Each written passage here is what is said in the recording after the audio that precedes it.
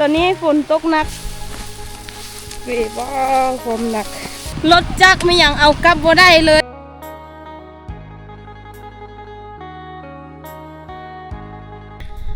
สบายดีสวัสดีพ่อแม่พี่น้องเนาะมือนี้เนาะพี่น้องนุ่นกับสิพาพี่น้องเนาะไปซวยสาวแม่มเนาะตัดมักเดือยซึ่งสาวแม่มเนี่ยปลูกมักเดือยหลายเป่าเนาะ4 เป่าเนาะ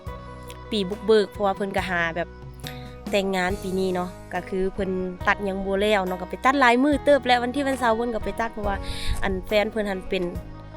พนักงานเนาะเป็นตำรวจเนาะแล้วก็บ่ค่อยได้มีเวลากลับมาบ้านอีกอย่างก็คือเฮาอยู่บ้านนอกเนาะเขาเจ้าอยู่ในเมืองก็เจ้าเหตุการณ์อยู่ในเมืองเรามันเที่ยวไปเที่ยวมามันยากเนาะก็คือมื้อนี้ก็เป็นมื้อวันเสาร์หั่นแหละเพิ่นมาบ้านเนาะเพิ่นก็มาช่วยมาให้นุ่นหันไปช่วยเพิ่นตัดมักเดือยแด่เนาะเพราะว่าอันตัดยังบ่แล้วเนาะมื้อหน้าก็สิไปช่วยนุ่นปลูกนาอีหยังต่างๆหั่นแหละเนาะนุ่นก็ว่าไปก็ไปเพราะว่าช่วงนี้ก็คือนุ่นก็แล้วเวียกแล้วงานของตัวเองแล้วเนาะให้มักเดือยก็แล้วอันนาก็แล้วอีหยังก็แล้วเนาะก็บ่มีหยังเพราะว่าเฮาบ่ได้ปลูกยางคือคนอื่นเนี่ยมียางกว้างแต่ว่าเฮาบ่มียางเนาะก็คือสาวแม่มาปลูกมักเดือยอันจุดที่เพิ่นปลูกมักเดือยหั่นน่ะเพิ่นจะปลูกยางใส่แด่เนาะแล้วก็เพิ่นก็ได้อนามัยยางแล้วก็ลดปลูกมักเดือยไปนำเพราะว่าก็คันว่าบ่ปลูกมักเดือยก็คือเฮาจะไปทางได้หญ้ามันก็ยากคั่นแหละเนาะแล้วก็เพิ่นก็เลยแบบปลูกมักเดือยซับเนาะบ่ฮู้ว่ามื้อนี้หั่นน่ะเฮาสิไปนี่สิได้จักเป้าเนาะแล้วเพิ่นสิพาเอารถตะกี้บ่หรือว่าสิตีบ่จักใดฮู้ก็บ่ฮู้คือกันพี่น้องเพราะว่านุ่นก็หาสิไปมื้อแรกก็บ่ฮู้จุดซ้ำว่ามันจุดใดอันให้มักเดือยของสาวแม่มก็มันเป็นสวนยางพาราของเพิ่นพร้อมเนาะเพราะว่าเพิ่นปลูกยางพาราใน1,000 ปลายกว่าต้นเนาะแต่นุ่นก็บ่ฮู้ว่ามันจุดใดเดียวบรรยากาศสิเป็นแนวใดเนาะในการเดินทางแล้วก็มันจะอยู่จุดใดข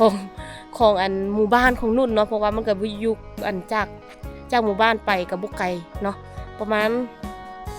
30 นาทีก็ขี่รถฮอดเนาะพี่น้องเดียวสิเป็นแนวใดก็สิพาพี่น้องเบิ่งบรรยากาศในการเดินทางแล้วก็การใช้ชีวิตของเฮาในมื้อนี้เนาะว่าคนบนดอยเขาทำงานหนักขนาดไหนนะทุกคนไปนี่นะทุกคนเฮาเดินทางมาเรื่อยๆเนาะแถวนี้ก็คือจะมีอันสวนเนาะมักเดือยเนี่ยเป็นเจ้าเนาะโอ้ยแล้วนี่น่าจะประมาณ50%แล้ว50%บ่แล้วเด้เนาะโอ้ยสวนมักเดือยผู้ใดก็บ่เป้ของไปของลาวเนาะเฮ็ดให้แล้วเนาะภายในมื้อนี้ เด้รถคูโบต้าเหยียบอย่างเดียวเนาะ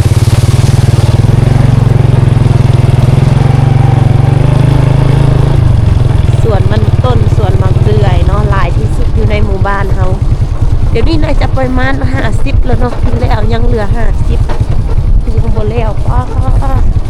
หมดไหนก็ไม่แต่มักเดือยกับมันต้นเลยมาจากทางสุดลูกหูลูกตาแม้แต่อันที่ทำกินของชาวบ้านหมดนะทุกคน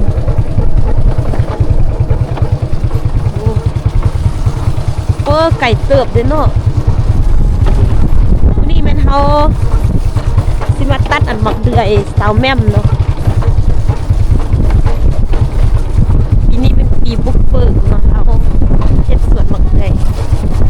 ว่างเติบแต่บ่เคยมาจะเคยได้ยินแต่เขาว่ามื้อนี้มันมื้อแรกเนาะเขาจะไปด้วยเราเห็นด้วยโอ้เห็นอัน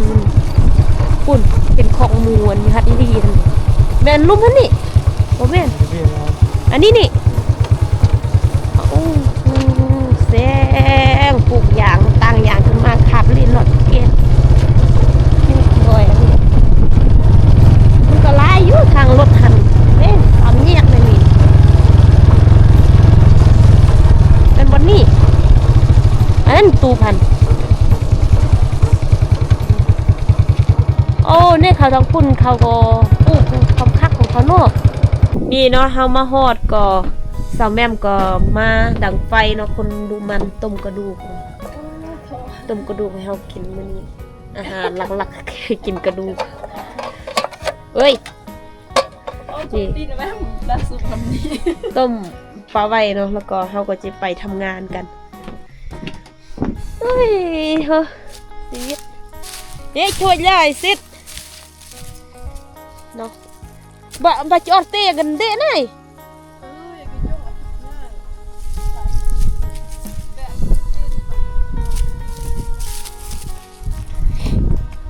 ปลากันมาตัดหมักเดือยแล้วเนี่ยทุกคนมันมีอันหมักเดือย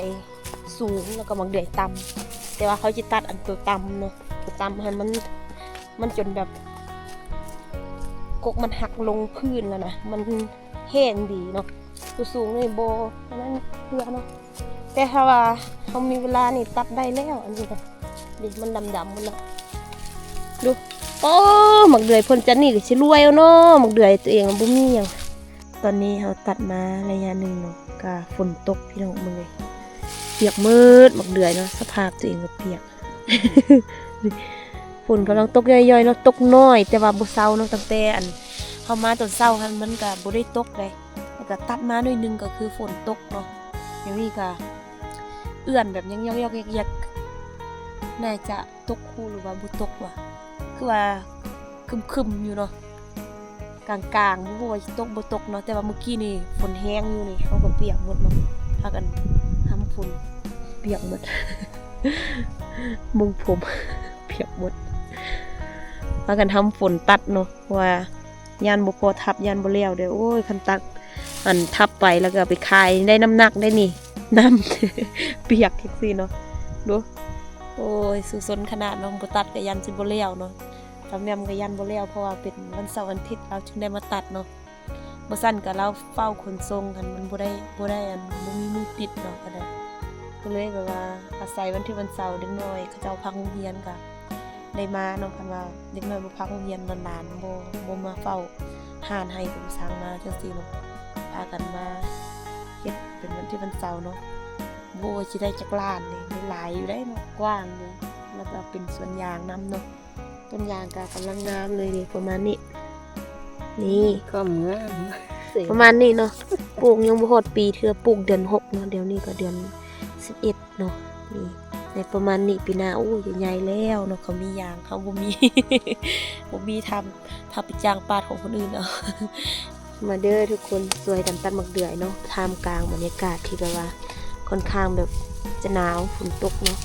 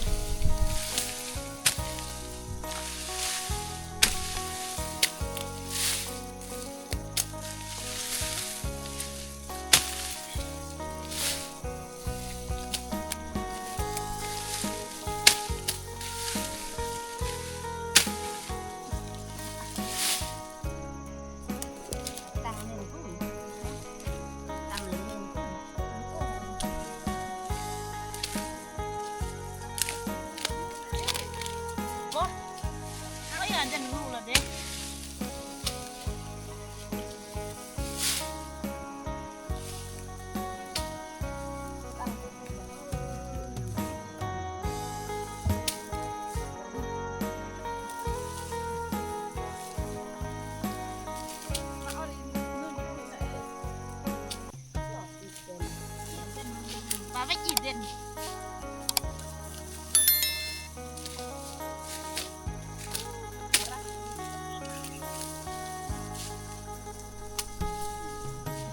ตอนนี้ถึงเวลากินข้าวสวยกันแล้วมาดูอาหารของเราป้าโถส้มตำเนาะมาตำอยู่พี่สดๆเลยส้มตำนี้ผักอันนี้มันไข่นึ่งเนาะแล้วก็แกงซีนโอ้โหมันจะเนื้อเสียบกลิ่นนะทุกคนมาเด้อกินข้าวสวยน้ำกันเนาะกำลัง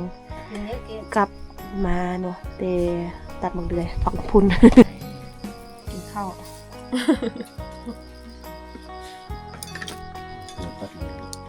มึงอีสามมึง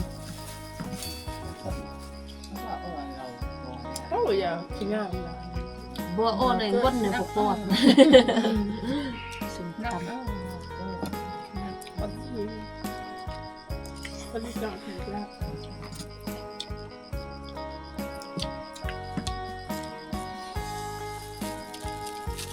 จำส้มมาแล้วเอามาไปกล้องแล้ว พวกนี้ กูกระเดีย ครบเลยพยันกอดเลย น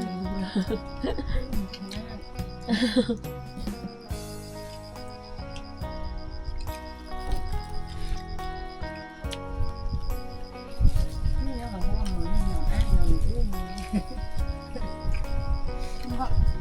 สั่งบดเพื่อรูดได้เห็นไหม เด็กเก่าอยู่ด้วย ทุกคนบรวยสองสามมุดเลย คนทันด้วย ต้องสดใส ชื่อหรือทัน ไอ้ลูกมีทุ โอ้ ก เหนือย่าง โอ้ชื่อเรือเต็มที่ เป็นตับเชิง หลังจากที่กินข้าวแล้วเนาะเฮาก็สิมาเปมักเดือยเนาะพี่น้องก็คือมักเดือยที่เฮาตัดเมื่อกี้เลยเฮาจะอันมาเปแล้วก็เอาไปตีเนาะพี่น้องเพราะว่าแต่ละเทื่อนี่เฮาตัดมื้อนี้เนาะเฮาก็ไปตีมื้ออื่น แต่ว่าอันนี้บ่มีแรงงานหลายเนาะก็ตัดมื้อนี้ก็ทับมื้อนี้เนาะได้เท่าใดก็เอานี่สาวแม่มเปมื้อแล้วพุ่นทำงานหนักมากนะสาวลาวทุกคนนะช่วงนี้เนาะเด้อันนี้ก็ของนุ่นเนาะพี่น้องโอ้ยเยอะมากทุกคนประมาณนี้เลยนะโอ้ยสภาพที่เป้มักเดือยพี่น้อง โอ้เป้โอ้ยังซ้ายยังขวาพี่น้องความหนักเนาะแล้วเป้กลับไปบนบนเทียงไห้เนาะเป้บ้าความหนักมักเดือยแบบเต็มโอ้ยพี่ฟอดโดนกระตีแล้วเด้บอลกับเจ้าตีเนาะไก่ตูก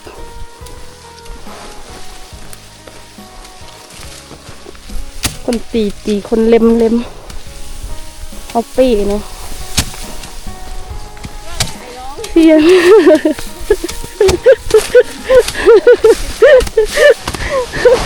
โอ้ยนัก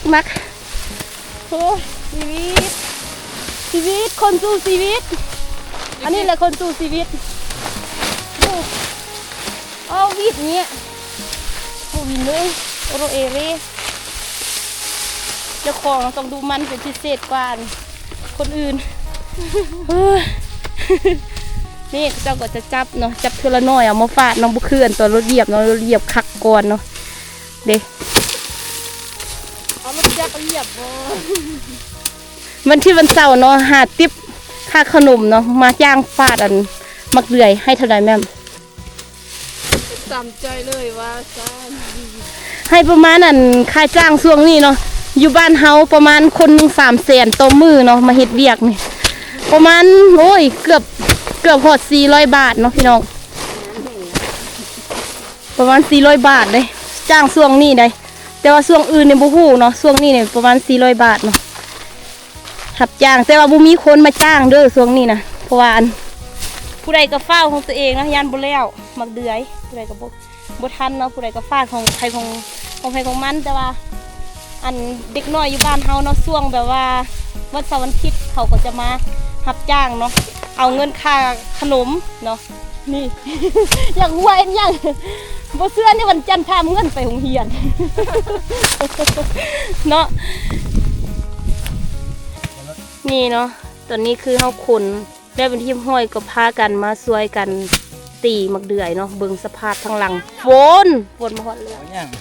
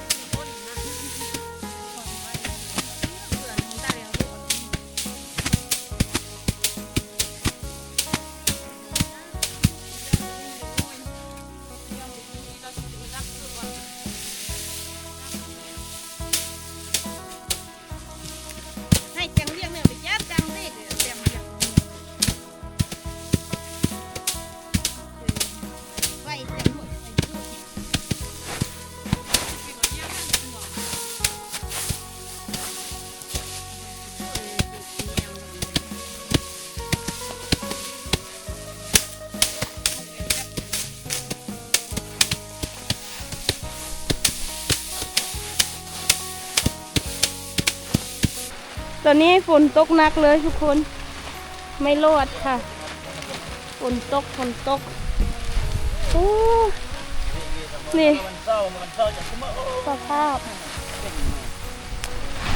คือทุกคนเปียกหมดเด็กโอ้ยบรอดทุกคนเปียกปอนกันหมดบรอดแบบสิบิกันดักจานี่ก็เตาแห้งซะฝนตกหนักเลยกันดักมันจะเลยนี่ก็บียักซ่าได้ปุ่งกุบมือเป็นย่างแล้วโอ้สภาพทุกคนสภาพตอนนี้คือฝนตกเนาะโอ้เด็กเนาะทุกคนก็คือแบบเปียกปอนกันหมดมานั่งข้าวสุก หมดสภาพ นาทีจะแล้วเนาะยังน้อยเดียวจะแล้วแต่ว่าบ่แล้วซ้ำเนาะเพราะว่าฝนมาที่จริงมันฝนตกตั้งแต่เช้าพุ่นแล้วก็มันเอื้อนบาทนึงเนาะคิดว่ามันน่าจะบ่ตกอีกแต่ว่าก็ตกเนาะสภาพคือมืดเลยมืดครึมเลยเนาะแถวนั้นก็คือเมื่อกี้เห็นคนเนาะเดี๋ยวนี้บ่เห็นเลยมืดหมดเนาะตอนนี้คือน่าจะพากันนั่งท่าเอื้อนฝนแล้วก็จะพากันกลับบ้านเนาะน่าจะบ่ได้อันไปปัดแล้วเพราะว่ามันเหลือเป็นอย่างก็เมียนเนาะพกแล้วก็เอาขยางพกมืออื่นน่าจะมาเบิ่งเนาะน่าจะบ่มีผู้ใดมาลังแล้วติดฝนตกจังซี่ว้าพี่น้องฟิวตอนกลับบ้านคือรถจักรไม่อย่างเอากลับบ่ได้เลยเขาเจ้ายู่เนาะบางคันก็จอดไว้อยู่อันจอดไว้อยู่อันเที่ยงไห้อ่ะนะเบิ่งฝนตกหนักเลยเบิ่งสภาพนุ่นแบกอันจักรตัดหญ้ามาประมาณ10 กิโลนี่แหละก่อนสิฮอดบ้านเหนื่อยมากตอนนี้อยู่กลางทางเนาะก็คือแม่มกับอันแฟนเราค่ะนะยางมาตามหลังเนาะนุ่นก็อาสาแบกจักรให้แล้วก็เหลือนั่งเขาเจ้าก็แบกพาบัดแบกเนี่ยฝนตกหนักขนาดนึงเลยน้องโอ้โหฝนตกหนักแล้วก็น้ำท่วมแล้วแถวนี้นะ เพื่อนเขาเจ้าแถวนี้มึงเด้ก่อนสิมาฮอดนี่มันเป็นง่ายเนาะตอนนี้คือรถจักรมาบ่ได้เลยอันสาวแม่มันเอารถคิกมาเนาะแล้วก็ตอนนี้อ้ายเราจูงรถอยู่ถึงพุ่นแล้วก็บอกให้นู่นนั่นหามจากตัญญาในกรรมกร สภาพยากขนาดเลยชีวิตคือการดิ้นรนอันนี้แหละ